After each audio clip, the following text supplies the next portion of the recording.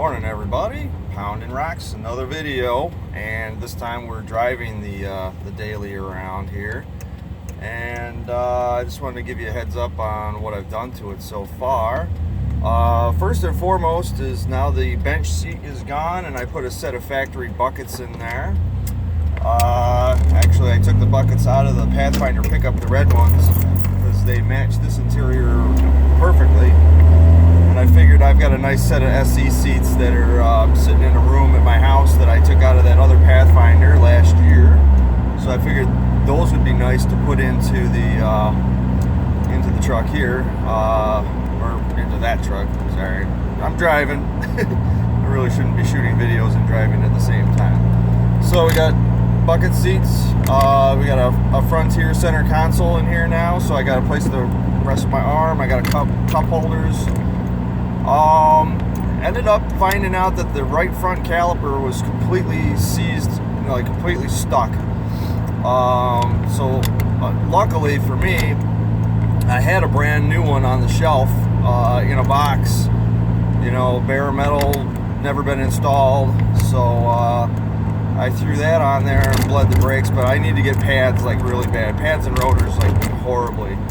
I'm like driving around on a sliver on one pad is down to a sliver. So the pedal's real mushy on this thing. But at least it stops, and it stops straight now. It doesn't just try and dive bomb to the right every single time I step on it. And it doesn't pulsate as bad. If I get on it, it pulsates bad. So that was all handled. I also took care of those center caps that were in the wheels. Those were loose because they had a loose fit. So when I was driving down the road, I was getting like a jingle jangle kind of thing going on. It sounded like I was like an ice cream truck or whatever. Just sounded terrible, and I'm like, I'd rather have it be quiet. It's been quiet ever since, so I like that. And then also did oil change, oil and filter change. I had an OEM filter that the truck came with, a 55Y filter. You guys might be familiar with that terminology. Those are the old school filters that Nissan used to put on all their vehicles, and now they've gone to the dinky filters, and it's getting harder to find 55Ys around here locally, like OEM ones, because nobody wants to stock them. So I got to kind of like venture into the online world to get them. Luckily this truck came with a factory filter.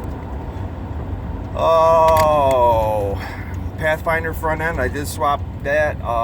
So you guys saw that in the first video. That was done with the LED headlights. World of difference. I haven't even fixed the speedo yet, but I'll show you the bucket seats here. And the center console. There's that. Yeah, so I haven't even finished that yet, but I'm working on it. Timing chain, it's gonna need one. I can guarantee you I can do that. It's gonna need it for sure. And lastly, I swapped out all the spark plug wires because the ones that were on it were pretty hammered, and I was feeling a hesitation, and I'm thinking that it's like timing chain related, but I was feeling a hesitation during acceleration, and I wanted to see if putting some different wires on it was gonna change the situation any.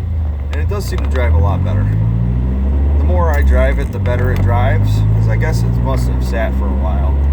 I've been running non-ethanol fuel through it since I got it, just to keep things good. It's a premium, and of course you don't have any ethanol going through it.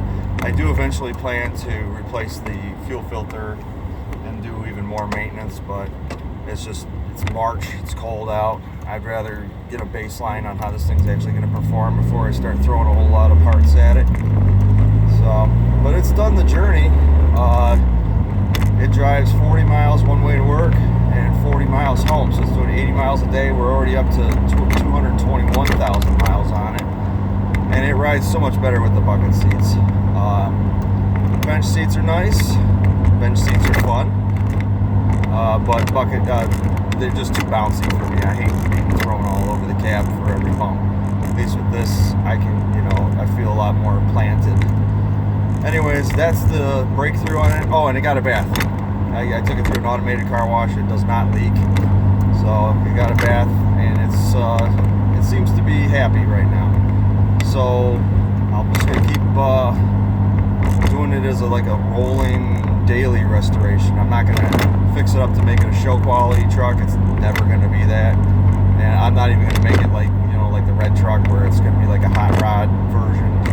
I'm not even gonna do that. The reason I like this truck is because it does bridge the gap between those two trucks, the red truck and the green truck. It's got enough rust on it and enough wounds, like the red truck, that I can use it as a work truck.